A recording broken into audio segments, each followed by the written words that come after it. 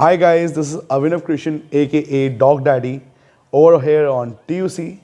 कैसे आप लोग? आज हम बात करेंगे कुछ ऐसे डॉग ब्रीड्स के बारे में जो अगर आप फर्स्ट टाइम डॉग ओनर हैं या आप अगर डॉग ओनर हैं तो आपको सोचना चाहिए लेने से पहले। लेकिन उससे पहले हमारा चैनल सब्सक्राइब करिए, यहाँ पे आके रेड बटन क्लिक करिए, बेल आइकन क्लिक करिए ताकि हम लोग सब्सक्राइब रहें आपके साथ, आप हमारे साथ सब्सक्राइब रहें और डेली अपडेट्स आपके पास आते रहें। So here we begin with lot of dog breeds जिनको लेते टाइम आप सोचिए कि क्यों नहीं लेना चाहिए उन्हें। नंबर 1, केन कॉर्सो। केन कॉर्सो एक ऐसी ब्रीड है जिसे लेने से पहले आपको 10 बार सोचना चाहिए क्योंकि वो बहुत बड़ी ब्रीड होती है। अगर आप फर्स्ट टाइम डॉग ओनर हैं और आप डोमिनेंट नहीं हैं तो ये डॉग ब्रीड ना लें क्योंकि वो आपको घसीटते हुए दूर तक लेके जाएगा और उसके पास अगर कोई भी आपके घर में इंट्रूडर्स आता है या कोई भी आता है, उसकी इंस्टिंक्ट ये होती है कि लेट्स से आपका कोई फैमिली मैन भी है, आपके अंकल आ रहे हैं घर पे, आंटी आ रही है, आपके भाई बहन दूर के रिश्तेदार आ रहे हैं, कभी कभी आते हैं और उनको वो देखता है कि फेंस के पास आ रहा है वो बंदा, तो दिस डॉग माइट अटैक क्योंकि उनकी नेचुरल सिलेक्टिव ब्रीडिंग इसी चीज़ के लिए हुई है। Same goes for other dog breeds such as Dogo Argentino, pit bulls, German shepherd. These dogs require training. Even हमारा जो गोल्डन रिट्रीवर है Arnold, he also tends to be a very good security guard, a guard dog who needs an early training, a golden retriever. So make sure whenever you are getting a dog, specifically Cane Corso, German Shepherds, Pit Bull, Rottweilers, Bulldogs, आप make sure करें कि उनकी guarding instinct next level होती है। अब आते हैं अपने दूसरी कैटेगरी ऑफ डॉग्स के लिए जो कि वर्किंग हैं लेकिन बहुत ज़्यादा एनर्जेटिक होते हैं। Let's say pitbulls, beagles, cocker spaniels, blood hounds, basset hounds और अदर टाइप ऑफ हाउंड्स जैसे चिड़ी पराया हो गया, कॉम्बाई हो गया, राजा पालियन हो गया।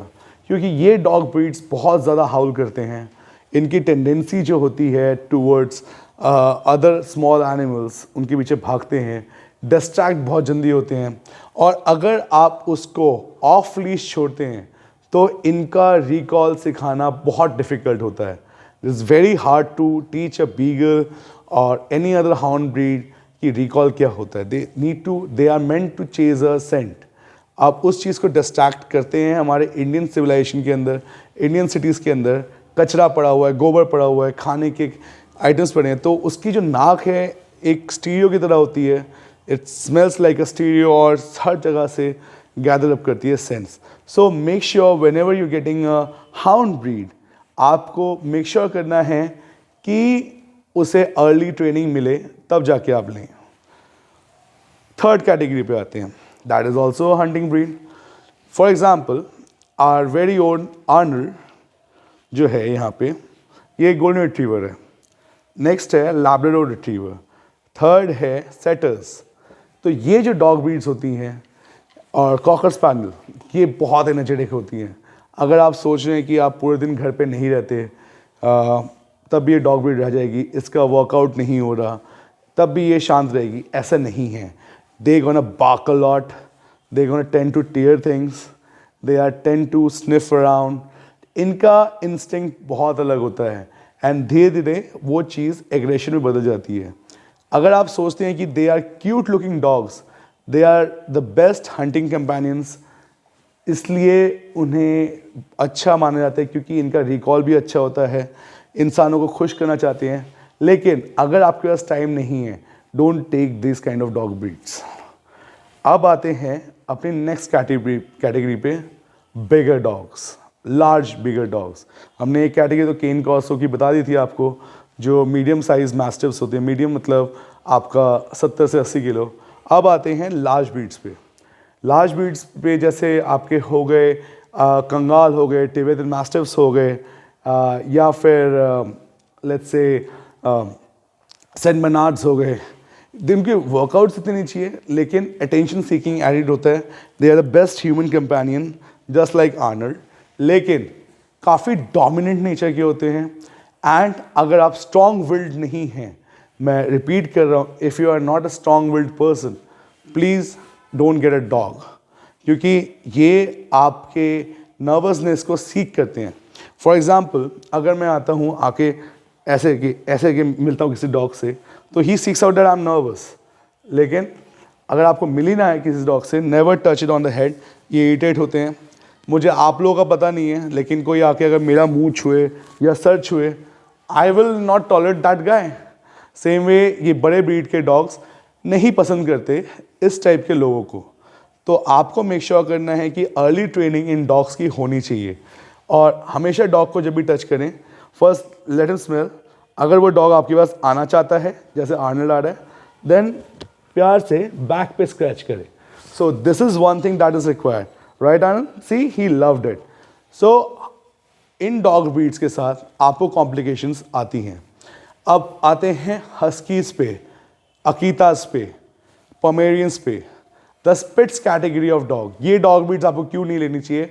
अगर आप हाइपर एक्टिव इंसान नहीं हैं, अगर आप सुस्त इंसान हैं, और अगर आप वर्कआउट पसंद नहीं करते, और आप काफ़ी ज़्यादा सफाई प्रिय लोग हैं, तो ये डॉग ब्रीड्स आपके लिए नहीं है, क्योंकि these dogs are basically farm animal dogs, जिनको बाहर रहना पसंद है, फार्म एनिमल्स के साथ रहना पसंद करते हैं। They are outdoor dogs. इनको इस कैटेगरी में रखा जाता है। सिर्फ make sure that whenever you are getting a dog breed, आपको अलग अलग डॉग ब्रीड्स के बारे में रिसर्च करना पड़ेगा।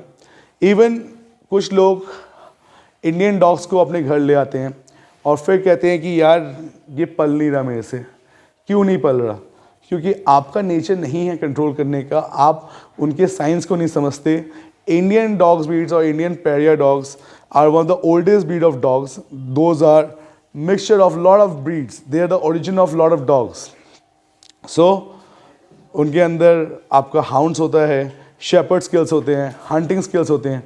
सो they are quite dominant, they are very strong willed. अगर आप उनके साथ मैचअप करना चाहते हैं उनके एनर्जी लेवल को, you need to give them plenty of space, plenty of room. और प्लेंटी ऑफ रूम नहीं दे पाते, डेली पार्क ले जाके वर्कआउट्स करना पड़ता है। No breed of dog is bad. ये हमारी गलती है कि we don't get the right human, they don't get the right human to interact with. So आपको make sure करना है कि आप एक सही इंसान हो जो इन डॉग्स ब्रीड्स को समझ सके और एक्सेप्ट कर सकते हैं। इसके लिए क्राइटेरियाज होने चाहिए। ब्रीडर्स को समझना चाहिए कि हाँ, अगर कोई बंदा अगर नहीं रख पा रहा, तो उनको पहले एक्सप्लेन करना चाहिए कि हाँ ट्रेनर, क्योंकि जितना बड़ा डॉग आप लेंगे, कॉकेशियन शेपर्ड या जितना भी बड़ा आप लीजिए, आपको मेक श्योर करना है कि आपने अर्ली ट्रेनिंग के लिए अप्लाई करना है नियर बाय ट्रेनर्स के पास। ऑनलाइन रिसर्च करिए। फॉर एग्जांपल, आप एक फ्रेंच बुलडॉग लेके आते हैं और आप कहते हैं कि फ्रेंच बुलडॉग जो है बहुत ही फ्रेंडली ब्रीड है। Yes, it is a friendly breed, owner oriented होता है, लेकिन क्वाइट डोमिनेंट होता है। एंड जो क्वाइट डोमिनेंट ब्रीड है फ्रेंच बुलडॉग, उसके पीछे रीज़न ये है, आप उसे भालुओं से लड़ते हुए, वुल्फ से लड़ते हुए देख सकते हैं। So goes for our golden retrievers. आजकल काफ़ी केसेस आते हैं कि गोल्डन रिट्रीवर्स अटैक करते हैं, लैब्राडोर्स अटैक करते हैं। Even our very own Arnold also had a case like that. ये भी काफ़ी एग्रेसिव होता था। Now he is very cool down. Sooner you get a review of it. So आप मेक श्योर करिए कि इसको प्लेंटी ऑफ एक्सरसाइज मिलते रहे, नहीं तो हर डॉग ब्रीड आपके लिए नहीं है। So before buying a dog, research about it. फालतू में अपना और डॉग की लाइफ को वेस्ट मत करिए। So this is dog daddy Abhinav Krishna signing out. Bye bye.